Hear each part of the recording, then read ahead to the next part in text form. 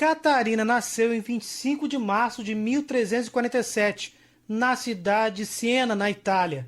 Filha de uma família muito pobre, ela foi uma entre os 25 filhos que seus pais tiveram. Por causa de toda essa situação, Catarina teve uma infância conturbada. Não teve condições de estudar e, além disso, cresceu fraca e franzina. Vivia sempre doente.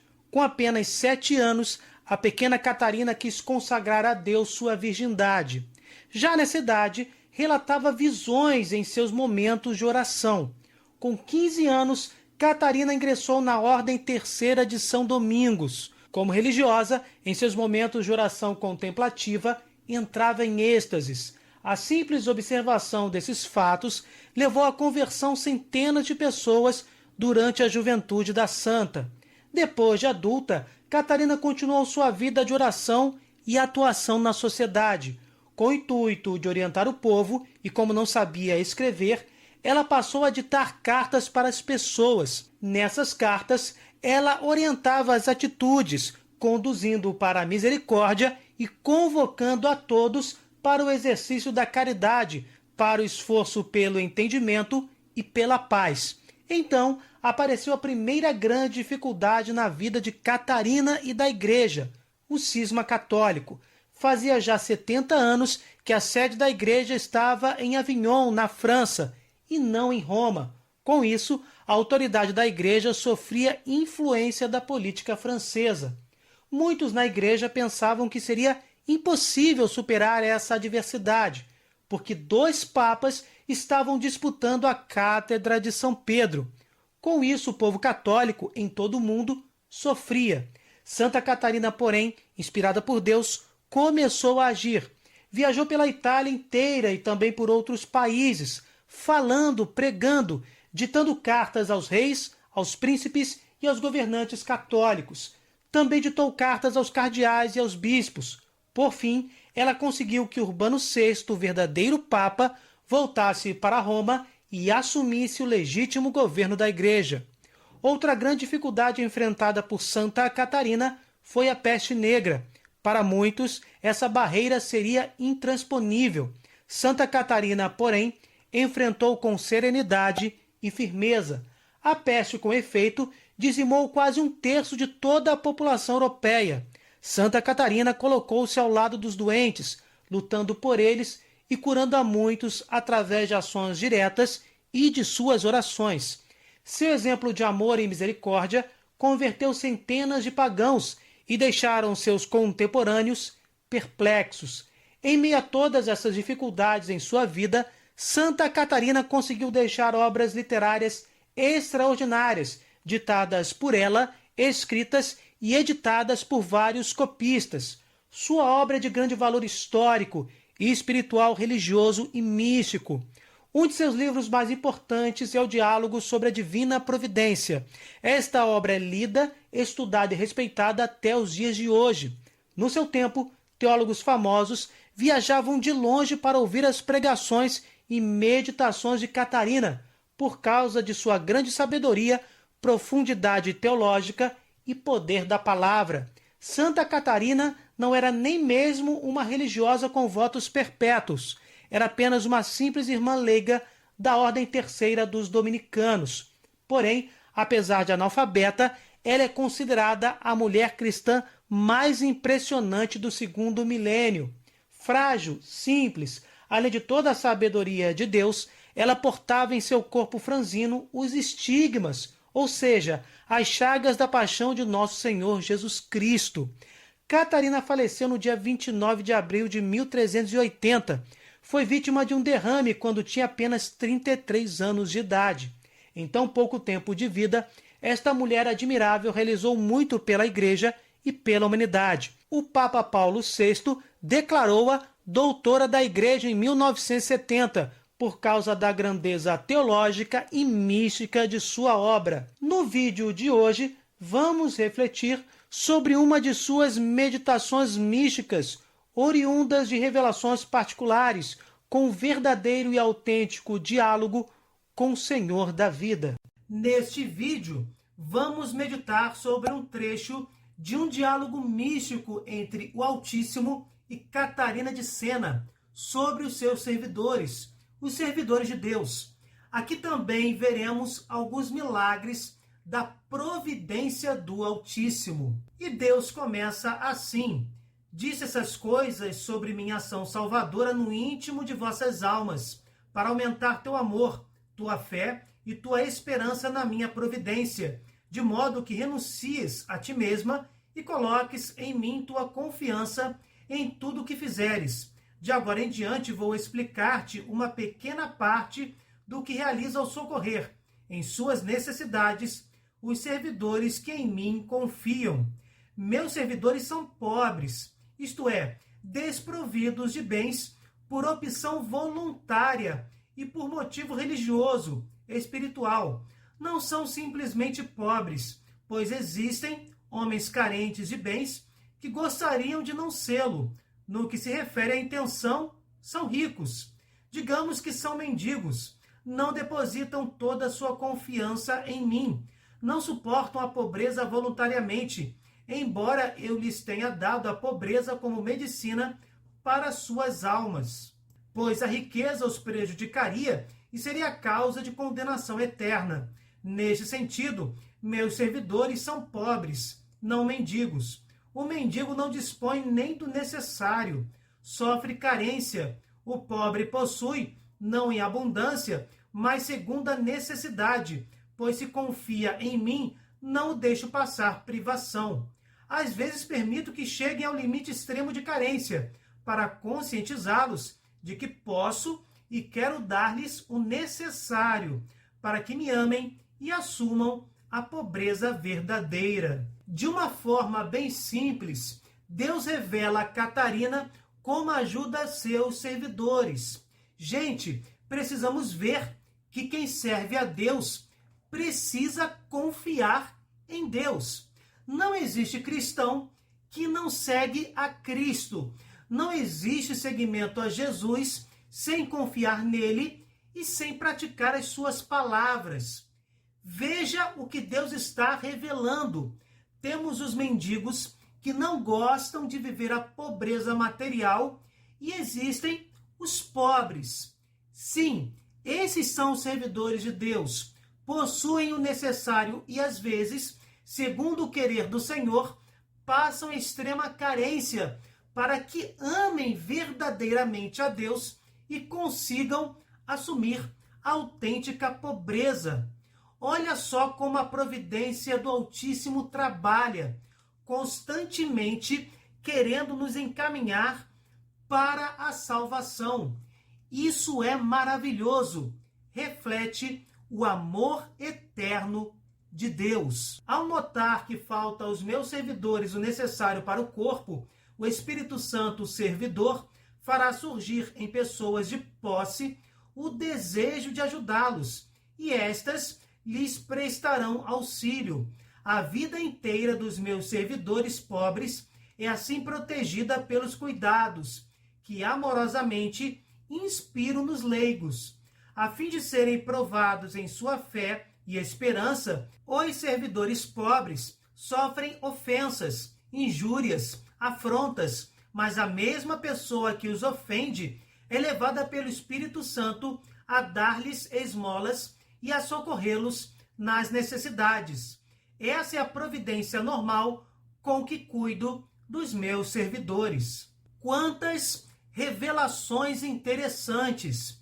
Deus está nos dizendo com todas as letras, através de Catarina, que as mesmas pessoas que ofendem os servidores do Senhor são, muitas das vezes, inspiradas pelo Espírito Santo, porque Deus não vai obrigá-las a ajudarem esses mesmos servidores em seus momentos de necessidades. Assim, no mesmo ato destas pessoas que fazem caridade e têm a oportunidade de crescerem espiritualmente, os servidores perseguidos também crescem na fé e são ajudados materialmente nos momentos mais difíceis. E Deus prossegue, algumas vezes, providencio diretamente, sem a mediação dos homens, como tu mesma experimentaste e ouviste contar do glorioso pai São Domingos.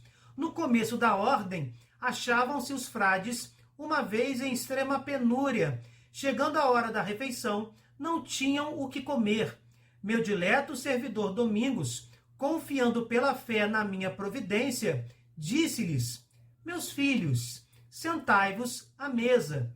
Diante destas palavras, os frades se acomodaram. Então eu, que costumo socorrer aqueles que em mim esperam, enviei 2 anjos com pão alvíssimo. A quantidade foi grande e dele comeram muitas vezes. Foi uma intervenção direta do Espírito Santo, sem mediação humana. Outras vezes, multiplico alguma coisa possuída em quantia insuficiente. E isto aconteceu com a Santa Virgem Inês de Montepulciano. Desde a infância, ela me serviu com grande humildade e firme confiança, jamais duvidando por ocasião das necessidades pessoais e de sua família religiosa. Muito pobrezinha, desprovida de tudo, mas cheia de fé, pôs-se a construir um mosteiro por ordem de Maria Santíssima. Era um lugar de mulheres pecadoras. Inês não ficou pensando, como vou fazer? Mas entregou-se ao trabalho. Com auxílio de minha providência, ergueu o edifício santo, um mosteiro para religiosas. Também aqui, Deus fala sobre ações diretas do Espírito Santo. Vemos casos concretos onde o próprio Senhor realiza milagres impressionantes, sem o auxílio dos homens. Em um episódio, São Domingos e os frades são socorridos por 2 anjos celestiais. No outro, Santa Inês e suas irmãs foram alimentadas de forma extraordinária, e inclusive com explicações sustentadas pela onipotência de Deus. Louvado seja o Senhor. Continuando, sem posses, confiando somente em mim, iniciou reunindo 18 jovens virgens. De uma feita, permiti que se encontrassem sem pão, alimentando-se apenas de verduras. Talvez me digas, por que fizestes acontecer isso, pois me disseste antes que não deixas faltar o necessário aos servidores que esperam em ti? Creio que nesse caso faltou o necessário. Pela lei comum, o corpo humano não vive somente de verduras. Certamente pode haver exceções para os perfeitos.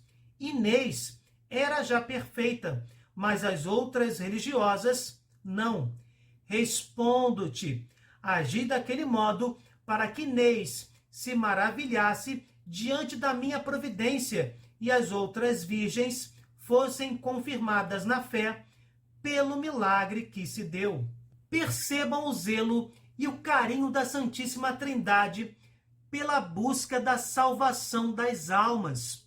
O Senhor quer nos salvar de forma apaixonada. O milagre realizado por ele de forma direta, neste caso, alimentou a fé de Santa Inês e ajudou no crescimento espiritual de suas irmãs, confirmando-as. Sinceramente, estes escritos dos santos são fantásticos. Não tenho palavras para descrever.